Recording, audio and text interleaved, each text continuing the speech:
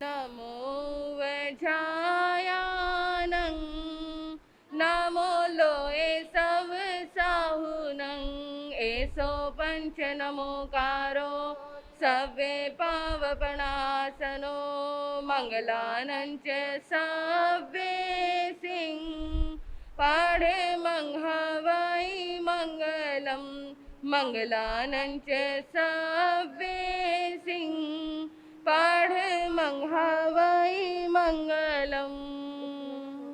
स्थिता आचार्या जिन शासनो नति करा पूजा उपाध्यायिका श्री सिद्धांत सुपाठिका मुनिवरा रत्नत्रया राधिका पंचैते परमेष्ठिनो प्रतिदिनं कुर्वन्तु नो मंगलं कुर्वन्तु नो मंगलम। बोलिए शासनपति श्रमण भगवान महावीर स्वामी की। चारित्र चूड़ामणि गुरुदेव श्री मायाराम जी महाराज की। खद्दर धारिणी महान साध्वी श्री मथुरा देवी जी महाराज की। मैं बनूं आराधक इस भव में मेटू भव भव का फेरा हो सफल मनोरथ मेरा हो सफल मनोरथ मेरा। मैं बनूं आराधक इस भव में मेटू भव भव का फेरा हो सफल मनोरथ मेरा हो सफल मनोरथ मेरा।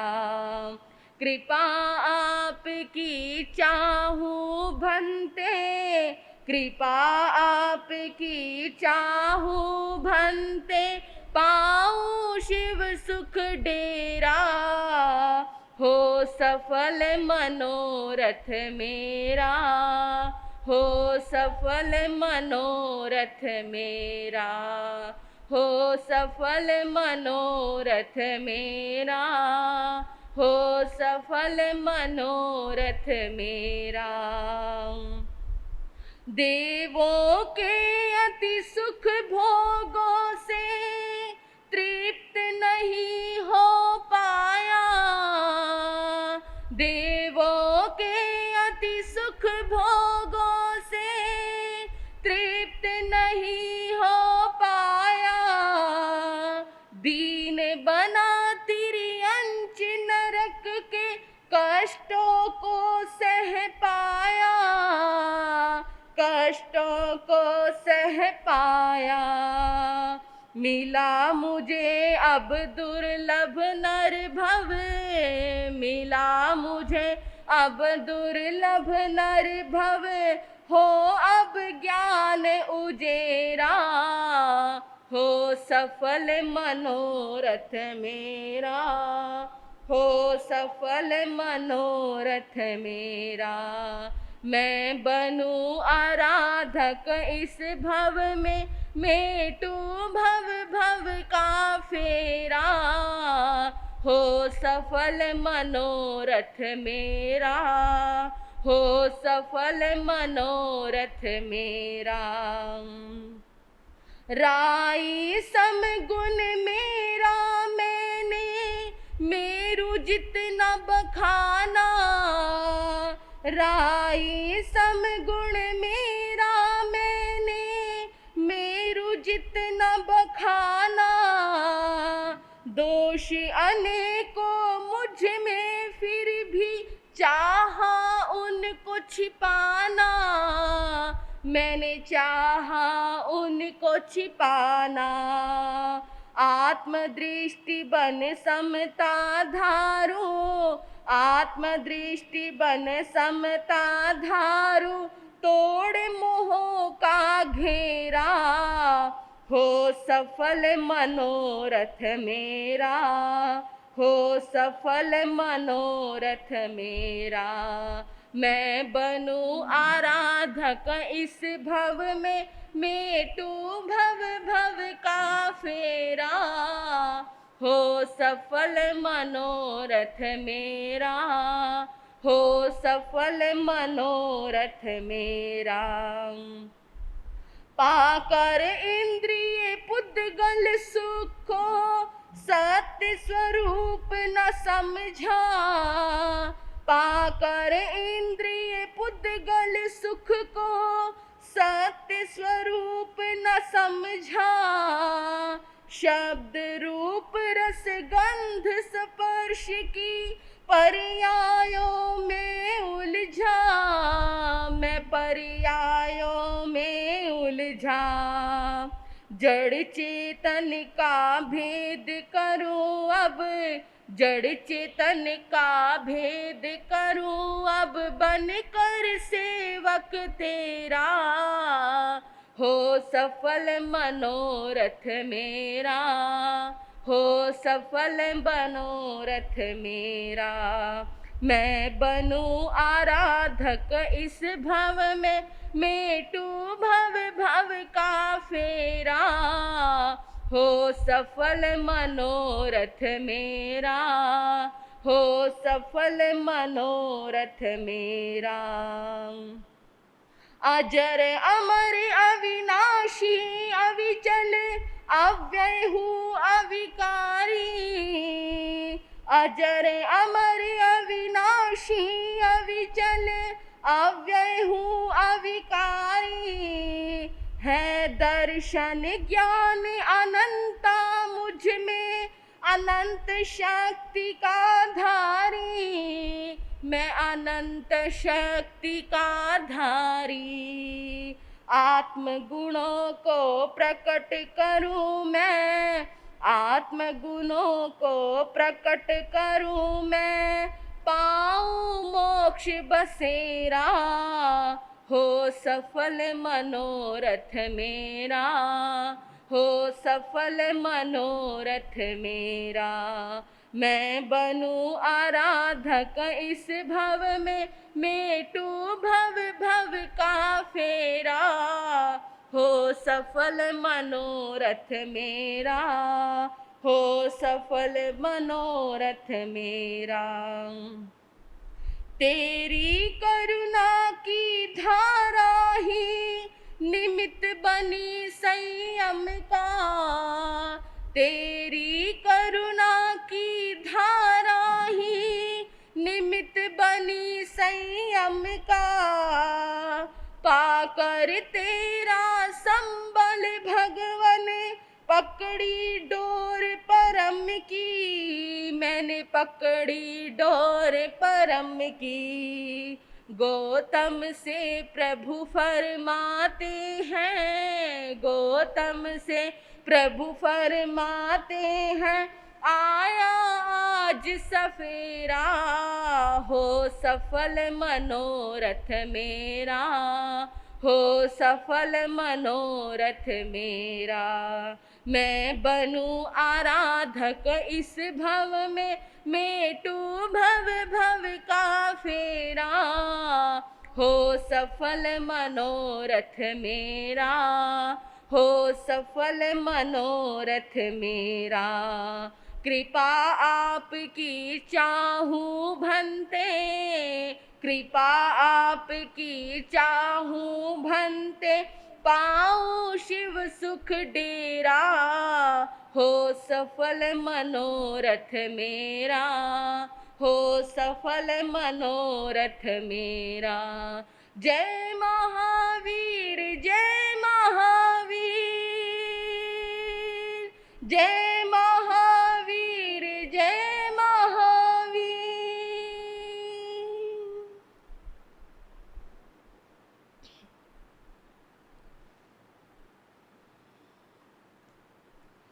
त्रिशूलानन्दनं प्रभु परमेश्वरं, त्रिशूलानन्दनं प्रभु परमेश्वरं। स्वीकारो प्रभु मेरा मंत्रणम, स्वीकारो प्रभु मेरा मंत्रणम। वीरे अति वीरे की धीर गंभीर की, वीरे अति वीरे की धीर गंभीर, सन्मति वीर की जय हो महावीर की, सन्मति वीर की जय हो महावीर की, सन्मति वीर की जय हो महावीर की।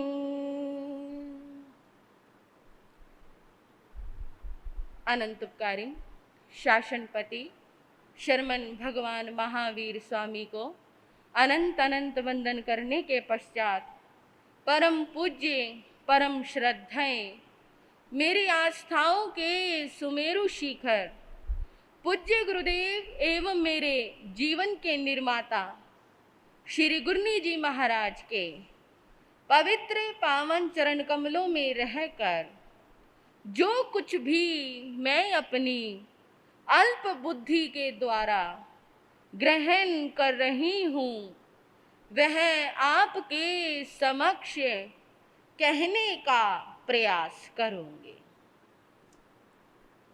उपस्थित धर्म प्रेमी श्रोतागण, आप सभी के समक्ष कल्याणकारी मंगलकारी वीर स्तुति चल रही है, जिसे स्वयं आचार्य श्री सुधर्मा स्वामी जी अपने शिष्य जम्बू स्वामी के माध्यम से हम सभी को सुना रहे हैं।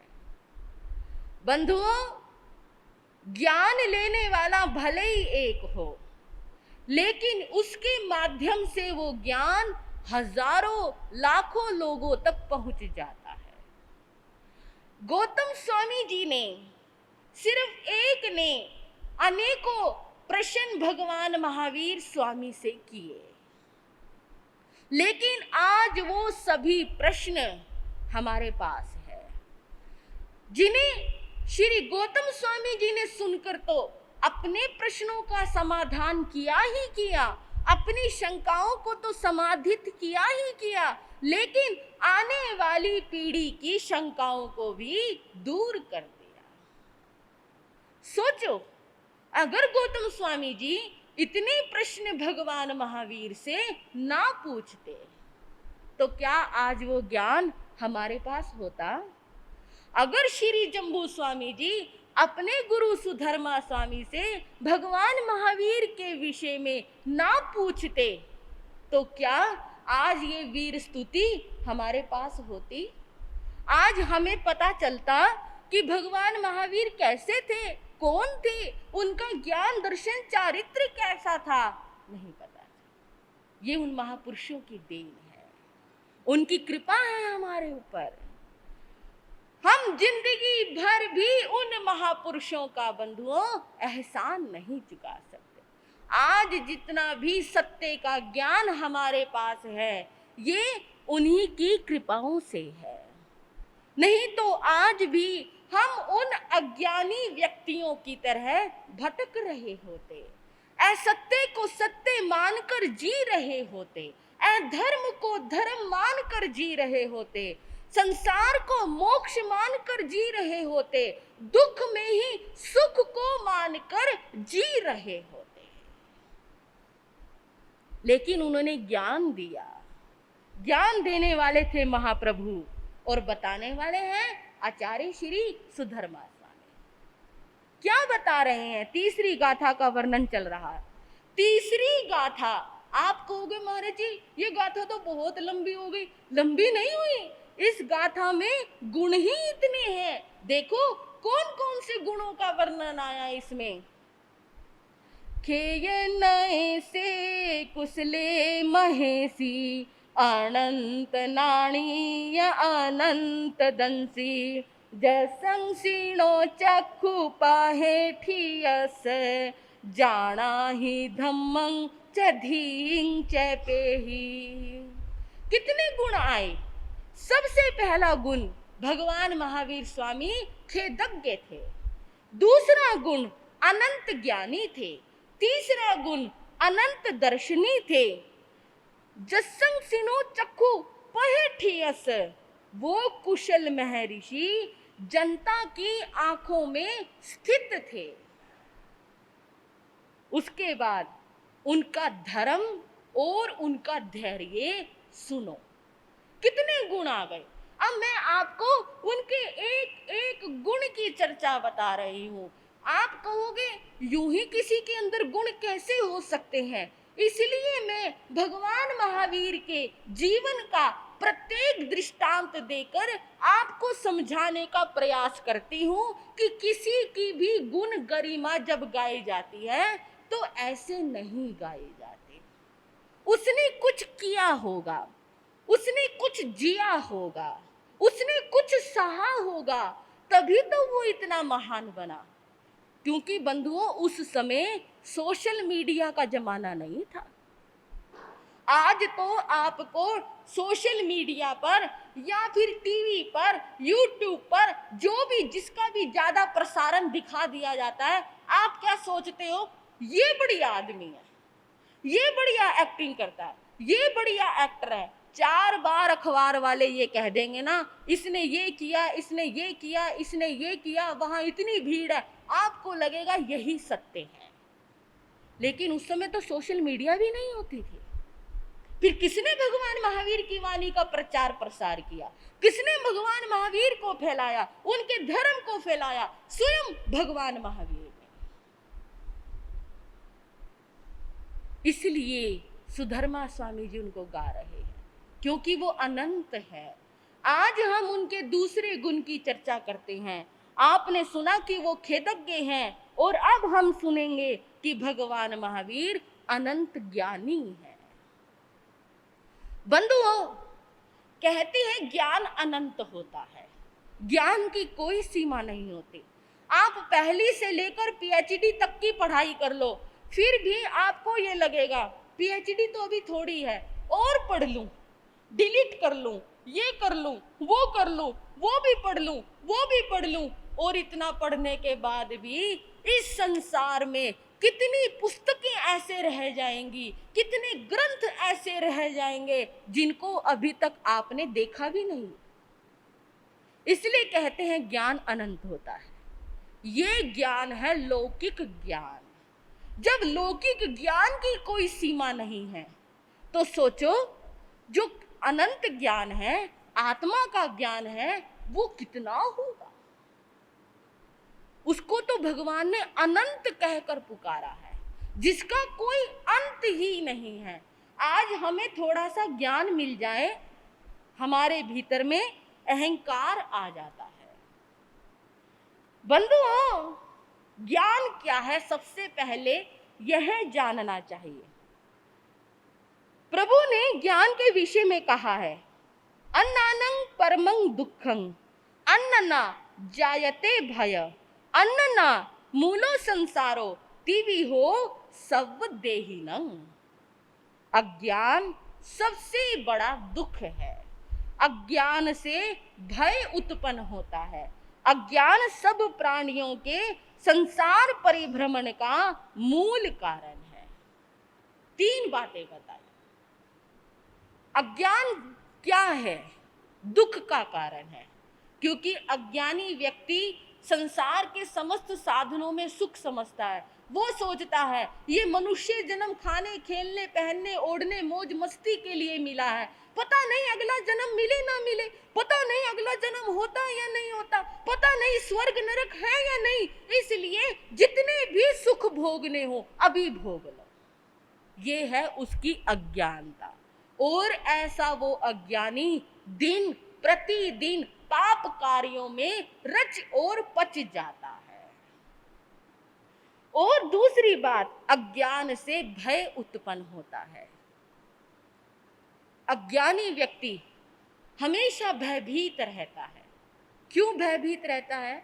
उसे पता तो, उसने सुना तो है किसी का बुरा करोगे तो तुम्हारे को वैसा ही फल मिलेगा, लेकिन उसको ये नहीं पता क्यों मिलेगा, कब मिलेगा, कैसे मिलेगा, इसलिए वो भयभीत रहता है। हमेशा उसके मन में एक डर और भय बना रहता है। तीसरी बात, अज्ञान सब प्राणियों के संसार परिभ्रमण का कारण है। बंधुओं, जहां अज्ञान होगा वहां पाप होगा, जहां पाप होगा वहां जन्म मरण की परंपरा चलती रहेगी, वो समाप्त होने वाली है ही नहीं। आज तक आप और हम अज्ञानी रहे, तभी तो हम संसार में भटकते रहे। अगर हमें एक बार भी सम्यक्त्व का ज्ञान हो जाता, सत्य का ज्ञान हो जाता, तत्वों का ज्ञान हो जाता, तो हम संसार में भटक ना रहे होते। इसलिए भगवान ने अज्ञानता को क्या कहा? संसार परिभ्रमण का मूल कारण कहा। आज हर व्यक्ति किताबी ज्ञान लेना चाहता है, लेकिन बंधुओं, किताबी ज्ञान के साथ साथ संसार को तिरने का ज्ञान भी होना जरूरी है। किताबी ज्ञान तो बहुत हो गया, लेकिन संसार को तैरना नहीं सीखा, इस संसार में आए कुछ करना नहीं सीखा, संसार में आकर मनुष्य भव की उपयोगिता नहीं सीखी, फिर और क्या सीखा? चिंतन करके देखें। यही कारण है, सिर्फ आज हम किताबी ज्ञानों के पीछे पीछे भाग रहे हैं। ज्ञानी कौन? जिसके पास डिग्रियां ज्यादा।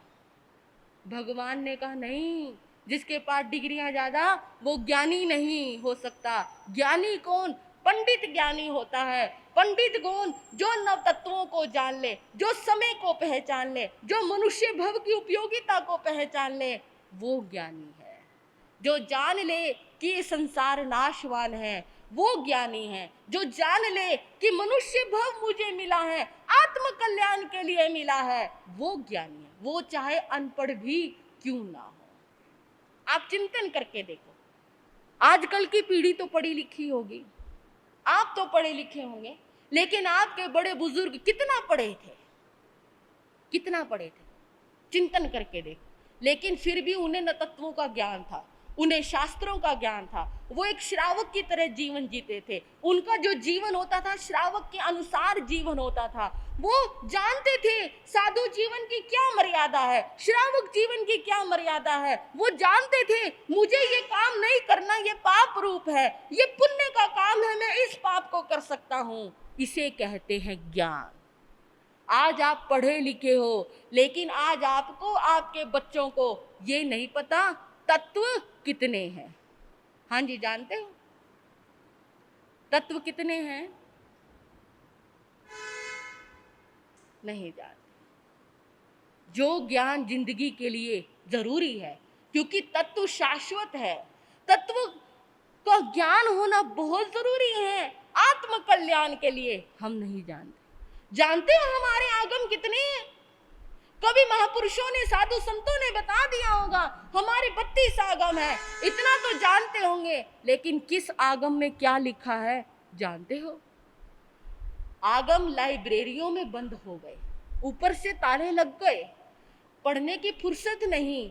बंधुओं, इसे कहते हैं अज्ञानता। हम कितने भी पढ़े लिखे क्यों ना हो, लेकिन हमने ये नहीं सीखा वास्तविक ज्ञान क्या है। एक बड़ी सुंदर कथा गुरनी जी महाराज सुनाया करते हैं।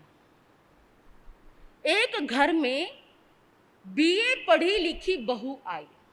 उस जमाने की बात है जब बीए की पढ़ाई बहुत बड़ी हुआ करती थी। पूरे गांव में इस बात की चर्चा थी, भाई फलाने के बीए पढ़ी लिखी बहू आई। बीए पढ़ी लिखी, कमाल हो गया, इतनी बड़ी पढ़ी लिखी बहू आई है। सारे गांव में चर्चा हो गई। बहू को आए हुए 1-2 महीना हो गया। अब 1-2 महीने तो सास खातिरदारी करती रही, क्योंकि अब 1-2 महीने तो कोई घर का काम भी नहीं करना था नई नई बहू को। लेकिन अब 2-3 महीने व्यतीत हुए तो सास ने देखा मेरी बहू पढ़ी लिखी तो है, थोड़ा टटोल भी लेना चाहिए कि इसे व्यवहारिक ज्ञान भी है या नहीं है, इसे संसारिक ज्ञान भी है या नहीं है, इसे घर गृहस्थी का ज्ञान भी है या नहीं है। या मात्र ये काले अक्षर ही पढ़कर आई है? बंधुओं, सास ने अपनी बहू से कहा, बहू आज ना सामने वालों के यहाँ सत्संग है, इसलिए मुझे सत्संग में जाना है, आने में थोड़ा टाइम भी लग सकता है। देखो दिन छिप जाएगा और फिर अंधेरा घिरने लगेगा, तो कोशिश करना कि घर में अंधेरा ना आने पाए, क्योंकि घरों में अंधेरा आना अच्छी बात नहीं होती। अच्छा माँ जी। देखो बहू घर का ध्यान रखना। हाँ जी माँ जी। देखो बहू मैं बार बार कह रही हूँ घर में अंधेरा नहीं होना चाहिए। अच्छा माँ जी, अच्छा माँ जी, अच्छा माँ जी करके बात तो स्वीकार कर ली।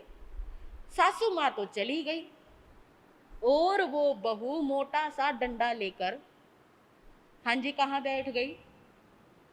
दरवाजे पर बैठ गई और दरवाजे पर बैठकर इंतजार करती रही। अरे घर में कुत्ता, अंधेरा तो क्या कुत्ता भी एंट्री नहीं कर सकता। 5 बजे, 6 बजे, 7 बज गए।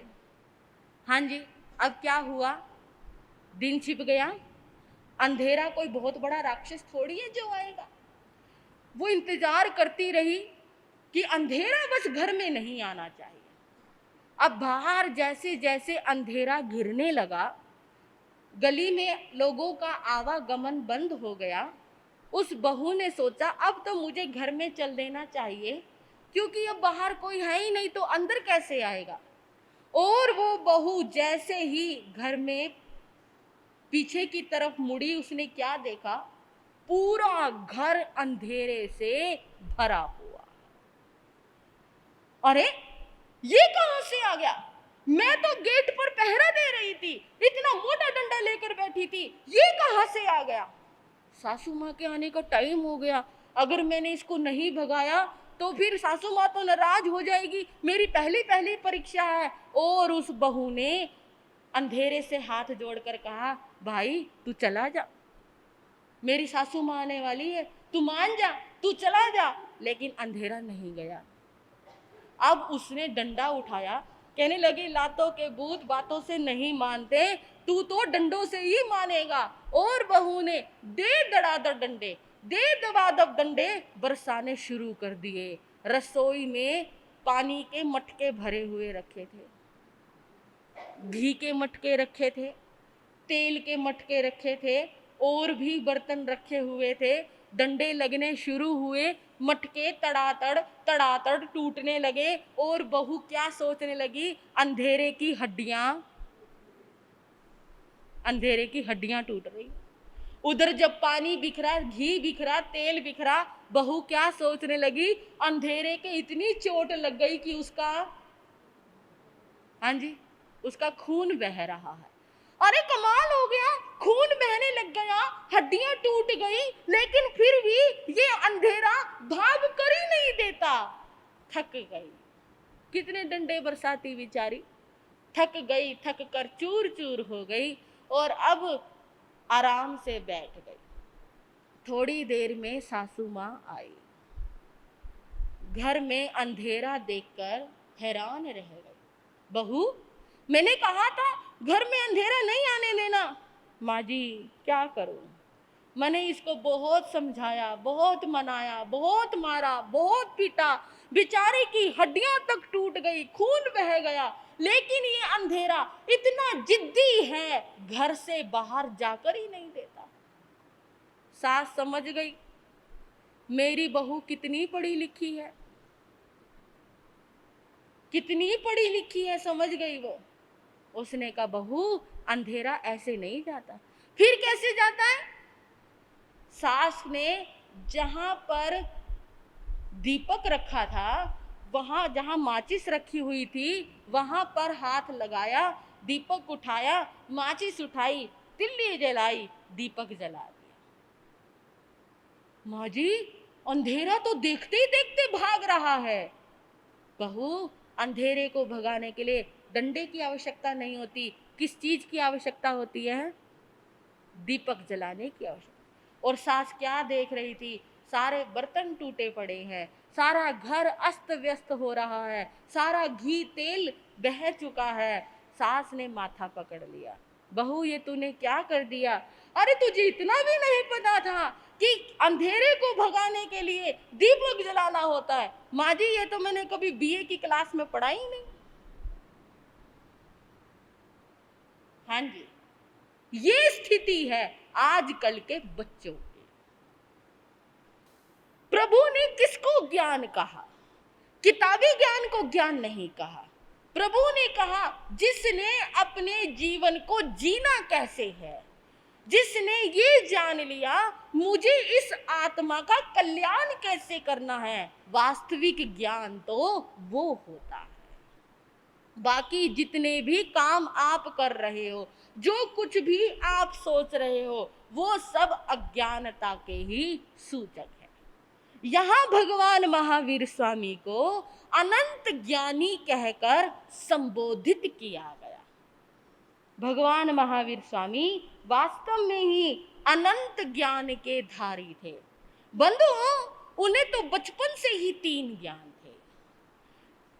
कौन कौन से ज्ञान होते हैं बचपन से? मति ज्ञान, श्रुत ज्ञान और अवधि ज्ञान। ये भी परम और विशुद्ध ज्ञान होते हैं। इसका अर्थ है हमारे अंदर मति ज्ञान होगा, उसमें भी कोई कमी होगी, श्रुत ज्ञान में कमी है, अवधि ज्ञान यदि हो जाए तो वो भी पूर्ण नहीं होता, वो भी कुछ सीमा तक ही होता है। लेकिन जो तीर्थंकरों को ज्ञान होता है वो पूर्ण होता है।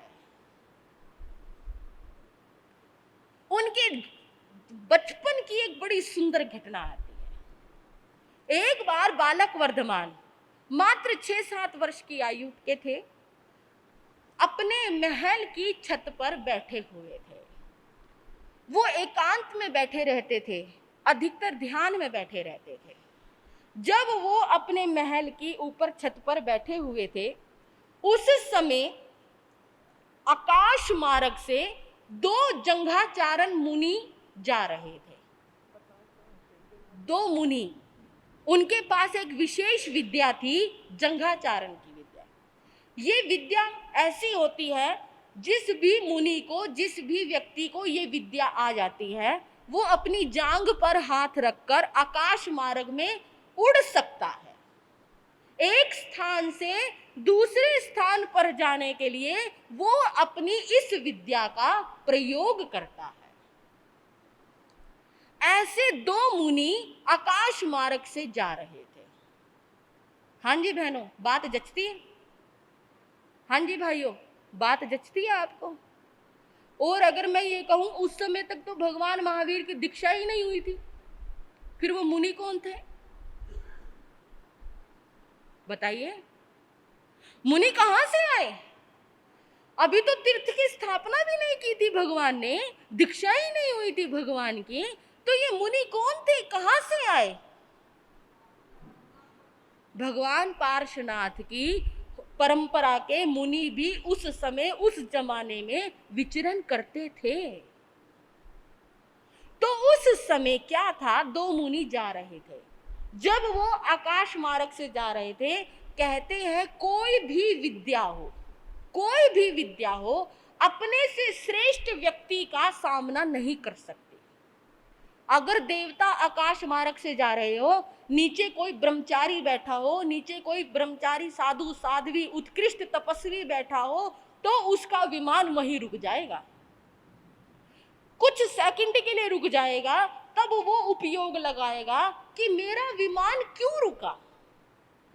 उसी प्रकार यदि नीचे किसी भगवान के भक्त पर कोई संकट आ रहा हो और वो भगवान का सुमरन कर रहा हो, आकाश मार्ग से कोई देव विमान जा रहा हो, तो उसका विमान आगे नहीं बढ़ सकता।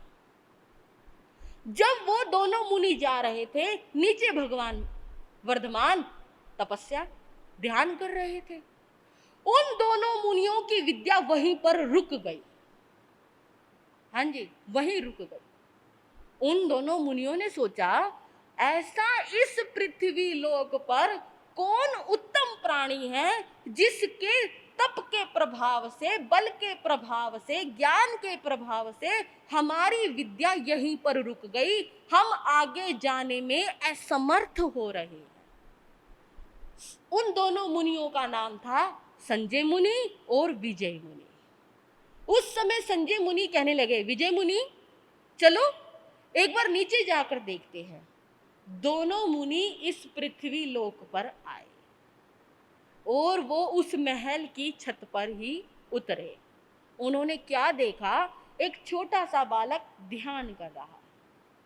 दोनों मुनि एक दूसरे को देखने लगे, इस बालक की वजह से हमारी विद्या रुकी। ये बालक कौन है? ऐसा इसमें क्या दिव्यता है, ऐसा इसका क्या बल तेज है जिसके कारण हमारी विद्या रुक गई। चलो बालक से बात करते हैं। उन्होंने उस बालक को संबोधित किया। जैसे ही संबोधित किया, वर्धमान ने आंखें खोली। आंखें खोलकर वर्धमान ने उन मुनियों को देखा। उस समय उस बालक की परीक्षा लेने के लिए दोनों मुनियों ने प्रश्न उत्तर करने शुरू किए। उनको ये तो पता लग चुका था कि ये बालक हमसे भी श्रेष्ठ है। उन्होंने प्रश्न उत्तर करने शुरू किए और क्या हुआ, संजय मुनि और विजय मुनि आकाश मार्ग से जाते, तेजस्वी बालक को देखा नूर आकर्षण पाते। संजय मुनि और विजय मुनि आकाश मार्ग से जाते, तेजस्वी बालक को देखा नूर आकर्षण पाते।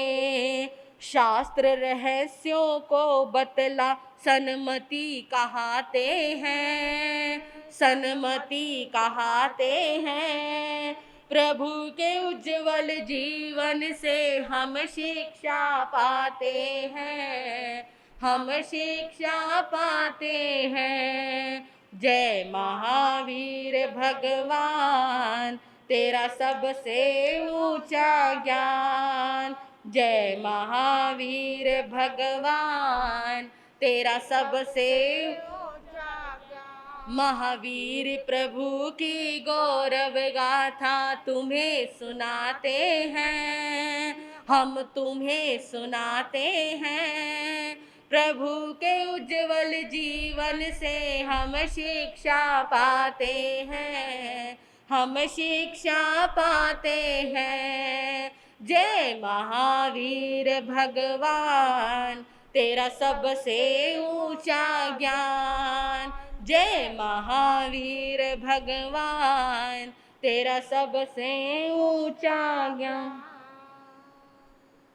बंधुओं, उन दोनों मुनियों ने उस बालक से अपने मन की शंका का समाधान करने के विषय में सोचा। ऐसे ऐसे जटिल प्रश्न किए। उन्होंने कहा, बालक क्या तुम हमारे इन प्रश्नों का जवाब दे सकते हो? और वर्धमान ने उन्हें ऐसे समाधान दिया, ऐसे समाधान दिया, दोनों मुनि हैरान रह गए। इतना ज्ञान, इतना ज्ञान, हमने इतने शास्त्र पढ़ लिए, इतनी तपस्या की, इतनी रिद्धि सिद्धियां अर्जित की, आज तक हमें इतना ज्ञान नहीं हुआ। इतने छोटे से बालक को इतना ज्ञान।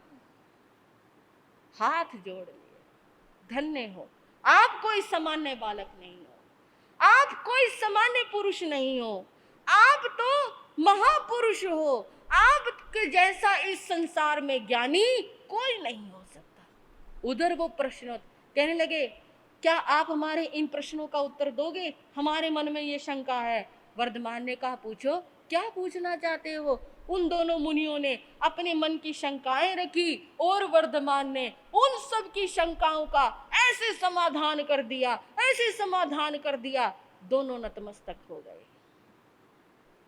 उधर त्रिशला माता वर्धमान वर्धमान वर्धमान करती करती, ढूंढती ढूंढती महल की छत पर आ गए। देखा मुनियों को, हाथ जोड़े, वंदन किया, नमस्कार किया। कहने लगे, वर्धमान क्या तुमने मुनियों को नमस्कार किया? वर्धमान मुस्कुरा रहे थे। तब मुनि कहने लगे, महारानी आपका ये बालक सर्वोत्तम है, ये हमें क्या नमस्कार करेगा, हम ही इसके आगे नतमस्तक है, इसके समान ज्ञानी कोई नहीं हो सकता। नहीं नहीं गुरुदेव, ऐसे कैसे हो सकता है, ये तो अभी बालक है। ये बालक नहीं है, ये सामान्य बालक नहीं है, ये पृथ्वी पर एक अद्भुत बालक है, अनूठा बालक है। इसके समान आज तक हमें पृथ्वी पर कोई ज्ञानी नहीं मिला। ये सब प्रभु की कृपा है। महारानी, आज से इस बच्चे का नाम सन्मति कुमार होगा। भगवान महावीर के कभी नाम पढ़ोगे तो उसमें एक नाम आएगा सन्मति।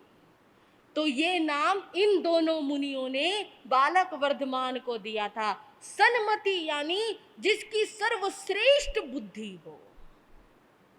अगर आपको इस भारतवर्ष में, उत्तर भारत में सन्मति हॉस्पिटल, सन्मति कॉलेज, अगर आप जम्मू कश्मीर की तरफ जाओगे, अमृतसर से जम्मू की तरफ जाओगे, वहां पर श्री विमल मुनि जी द्वारा बहुत ऐसे हॉस्पिटल, कॉलेज, स्कूल बनाए हुए हैं और वो अपने सभी कॉलेज वगैरह का नाम सन्मति ही रखते थे।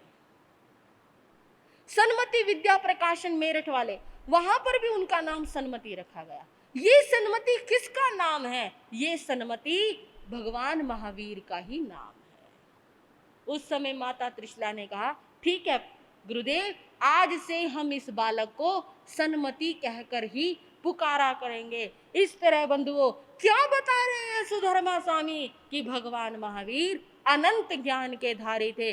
जो बालक अवस्था में ही इतना ज्ञानी हो सकता है, तो सोचो उसका भविष्य क्या होगा। पढ़ेंगे, सुनेंगे आगे भगवान महावीर का भविष्य। आज इतना ही कहकर मैं अपने विषय को विराम देती हूँ। अब श्री गुरनी जी महाराज की मंगलमय वाणी आप सभी श्रवण करेंगे। बोलिए भगवान महावीर स्वामी की।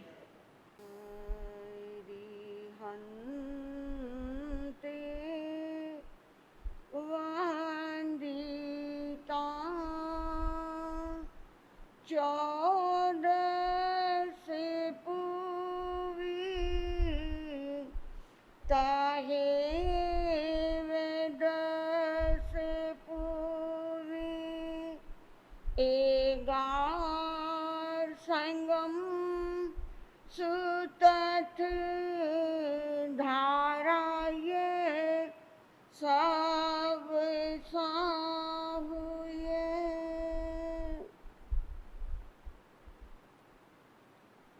धर्मानुरागी, सुश्रावज्ञान एवं शीलवती बहिनों, परम आराध्या, परम पूजनीय श्री गुरनी जी महाराज के श्री चरणों में रहकर जो कुछ मैं ग्रहण कर रही हूँ, आपके समक्ष कहने का प्रयास करूं।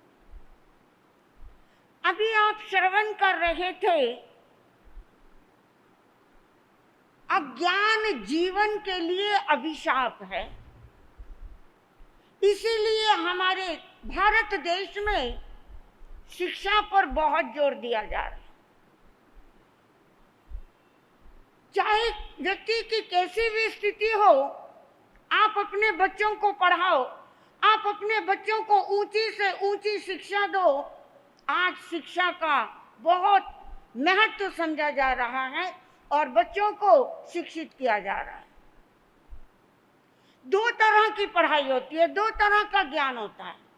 एक लौकिक ज्ञान, एक परलौकिक ज्ञान, लोकोत्तर ज्ञान। लौकिक ज्ञान पुस्तकी ज्ञान को कहा जाता है। पुस्तकों का ज्ञान होना भी जरूरी है। अगर हमें पुस्तकों का ज्ञान नहीं होगा तो हमारे को अपने आसपास के वातावरण का ज्ञान नहीं होगा, जिसमें भाषाएं भी आ सकती हैं, एसएसटी भी हो सकती है, साइंस हो सकती है, कोई भी ऐसा ज्ञान जो पुस्तकों के आधार पर है। और ऐसा ही उच्च कोटि का ज्ञान था विद्यावती को। विद्यावती ने राजमहलों में रहकर पुनिया काटना नहीं सीखा था। उसने राजमहल में रहकर टोपियों पर, कपड़ों पर कढ़ाई करना नहीं सीखा था। ये शिक्षा लेकर विद्यावती आई थी अपने घर से। एक समय होता था जब नारी को ज्ञान दिया जाता था, और नारी को ज्ञान देने का ज्ञान किसने दिया? नारी को भी ज्ञान देना है, नारी भी शिक्षित होनी चाहिए। ये बात कहाँ से आरंभ हुई? आदिनाथ भगवान से। उन्होंने अपनी दोनों बेटियां ब्राह्मी और सुंदरी को ज्ञान दिया। 64 कलाएं स्त्री को सिखाई गई, 72 कला पुरुषों को सिखाई गई। और ऐसा जैन साहित्य में आता है, जो ये 64 कला सीख लेता है, जो ये 72 कलाएं सीख लेता है, वो व्यक्ति जीवन में कभी भूखा नहीं मरता। वो जीवन के किसी भी क्षेत्र में पीछे नहीं रहता। विद्यावती ने भी अपने जीवन में ये 64 कलाएं सीखी थी, इसलिए उसने लकड़ियों के बेचने के माध्यम से, पुनिया काटने के माध्यम से, कपड़ों पे कढ़ाई कर करके अब इतना पैसा बचा लिया था। एक दिन शाम को पूरा परिवार बैठा हुआ था। उसने अपने भाई को कहा, भैया मेरे पास आप सबकी मेहनत से अब इतना पैसा आ गया है, अभी तक जो बोझ आप अपने कंधों पर ढोते रहे हैं, हम उस काम को और आगे बढ़ा सकते हैं। विद्यावती का भाई पूछने लगा, भला अब और काम को कैसे बढ़ाया जा सकता है? उसने कहा, अगर हम 2 गधे खरीद लें। बात पे गौर कीजिएगा, उस समय गाड़ियां नहीं होती थी, ट्रैवल टेम्पो नहीं होते थे, इसलिए विद्यावती ने अपने भाई को सलाह दी, अगर हम अपने इन पैसों से 2 गधे खरीद लें, तो आप लोग जो लकड़ियां लेकर आते हो वो अब आपको कंधों पे नहीं ढोनी पड़ेगी, आप गधों पर लेकर आना, घर में लाने की बजाय उसे बाहरों बाहर बेचकर और नगर से कुछ सामान और खरीद कर ले आना। बात जची। भरे भराए नगर में जाओ, नगर में सामान बेचो, और जब पैसे का लाभ हो जाए तो उस पैसे से शहर से और सामान ले आओ। बात बिल्कुल ठीक है, क्यों नहीं बहन? जो तुमने सलाह दी है, आज तक तुम्हारी सलाह से चला तो आज ये दिन देखने को मिला। बंधुओं, ज्ञान आ जाना एक अलग बात है, ज्ञान का संचय कर लेना अलग बात है, और उस ज्ञान को अपने जीवन में प्रैक्टिकल करना अलग बात है। अगर कोई व्यक्ति किताबें खोल खोल कर तैरना सीखता रहे,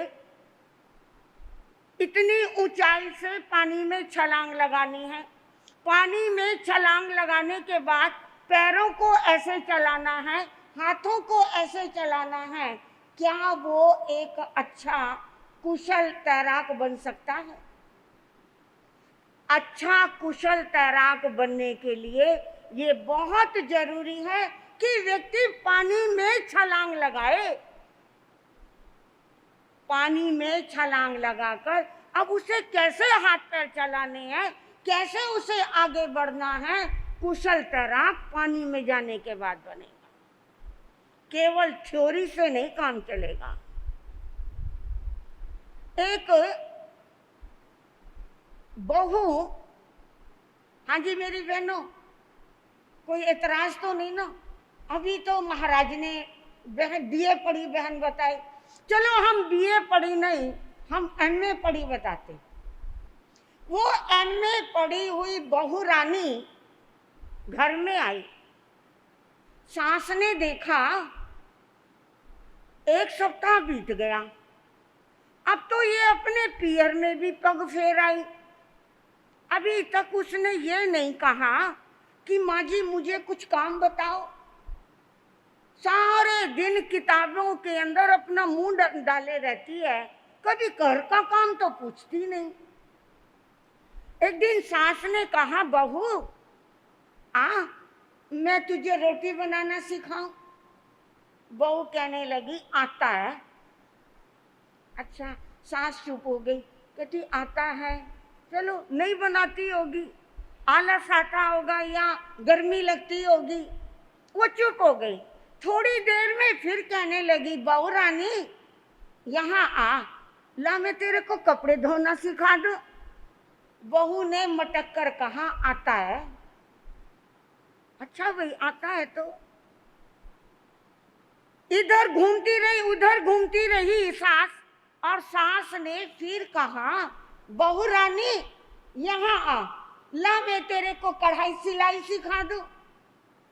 बहू कहने लगी, आता है। अब सास को झुंझलाहट आ गई, आता है आता है आता है, जो बात कहती हूँ आता है आता है। कहने लगी, बहू तू यूं ही कहती रहेगी आता है, अगर आता है तो करती क्यों नहीं। बहू मटक कर बोली, आलस आता है। आता तो मुझे सारा कुछ है, लेकिन मेरे को आलस आता है, काम करने को दिल ही नहीं करता। मेरे भाइयों और मेरी बहनों, जीवन में जब तक आलस का त्याग नहीं करोगे, जीवन में आगे नहीं बढ़ सकते। हमारा मंसूबा तो यह है, हम आसमान के तारे तोड़ लाए, हम औरों की तरह, हम भी अंबानी की तरह बन जाएं, हम भी टाटा की तरह हो जाएं, हम भी बिरला की तरह हो जाएं। लेकिन हाथ पे हाथ रखकर अगर चेहरे पर एक मक्खी भी बैठी है ना, तो मक्खी के लिए भी सोचेंगे, मक्खी भी यूं करके ना हटानी पड़े, उसको भी आकर कोई हटा दे। फिर टाटा बिरला अंबानी कैसे बनोगे। उसके लिए जरूरत है हम अपने बुद्धि बल का प्रयोग करें। कोई कोई काम होता है जो शारीरिक बल से होता है, लेकिन कोई कोई काम ऐसा भी होता है जिसके लिए बुद्धि लगाई जाती है। बुद्धि से हर समस्या का समाधान हो सकता है। विद्यावती इस घर की समस्याओं को सुलझाने के लिए चिंता नहीं, चिंतन करती है। इतना काम हो गया, अब और आगे बढ़ने के लिए मुझे क्या काम करना है।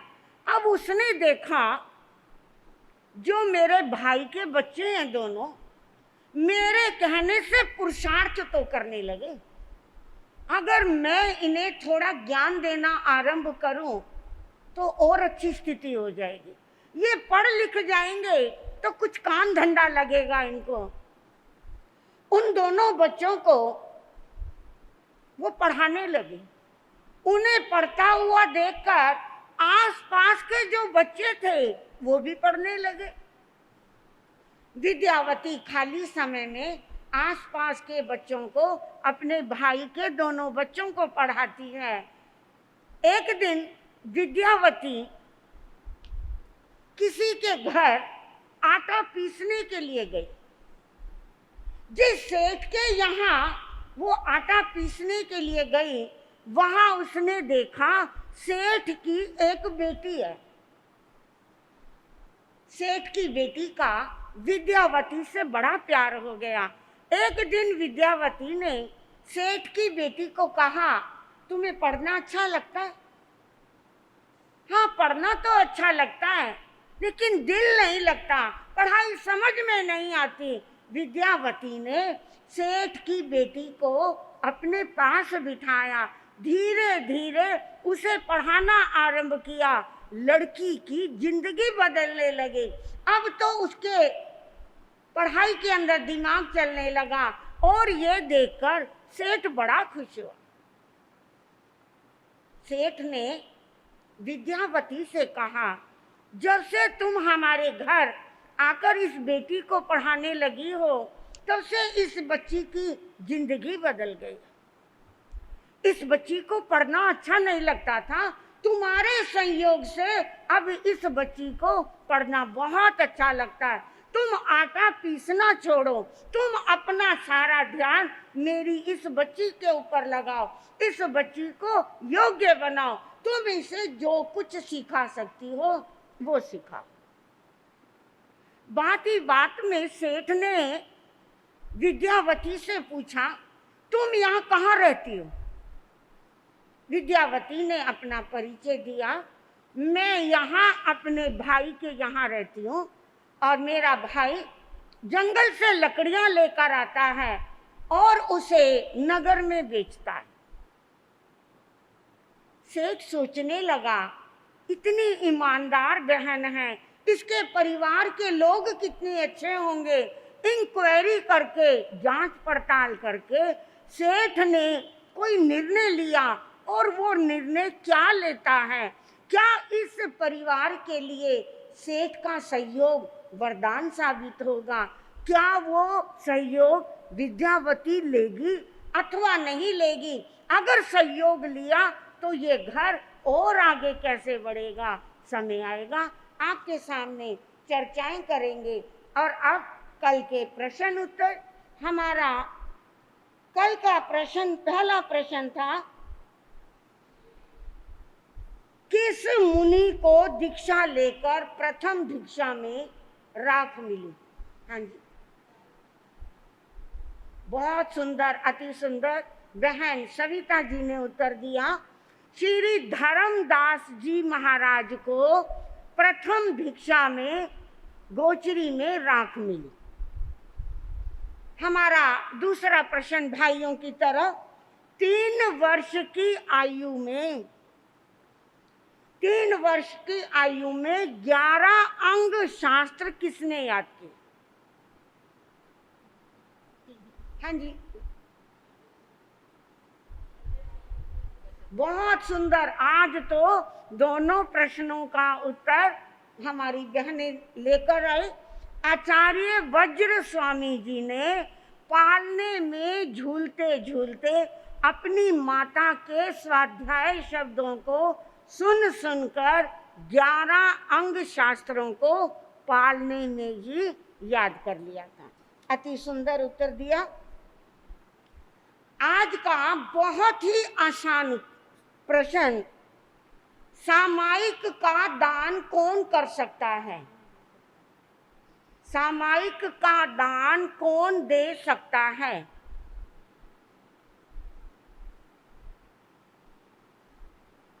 हमारा दूसरा प्रश्न है, बिना आज्ञा के जैन दीक्षा किसने ली? बिना आज्ञा लिए जैन दीक्षा किसने अंगीकार की? चत्तारी मंगलम, अरिहंता मंगलम, सिद्धा मंगलम, साहू मंगलम, केवली प्रणतो धमो मंगलम। चत्तारी लोगोत्तमा, अरिहंता लोगोत्तमा, सिद्धा लोगोत्तमा, साहू लोगोत्तमा, केवली प्रणतो धमो लोगोत्तमा। चत्तारी शरणं प्रवज्जामि, अरिहंते शरणं प्रवज्जामि, सिद्धे शरणं प्रवज्जामि, साहू शरणं प्रवज्जामि, केवली प्रणतं धम्मं शरणं प्रवज्जामि। ये 4 शरण दुख हरण जगत में, और न शरणा कोई होगा। जो भवे प्राणी करे आचरण, उसका अजर अमर पद होगा। उसका सदा ही मंगल हो।